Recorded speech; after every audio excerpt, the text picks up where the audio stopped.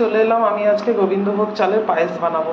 তো এই যে দেখো গোবিন্দভোগ চাল নিয়েছি এইখানে, আর নিয়েছি এই যে দুধটাকে আমি একদম জাল দিয়ে নিয়েছি, আর লাগছে এই যে বাতাসা, কিশমিশ, কাজু, লাগছে চিনি।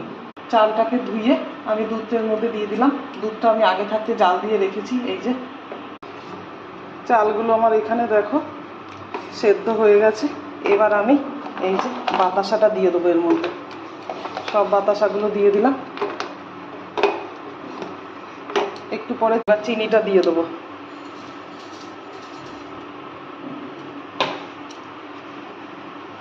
আরও একবার এটা ফুটবে, 10 মিনিট মতন এটা আর একটু ফোটাবো।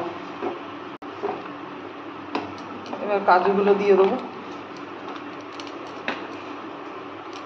আর এইখানে এই যে কিশমিশগুলো জলে ভিজিয়ে রেখেছি এটাও দিয়ে দেবো।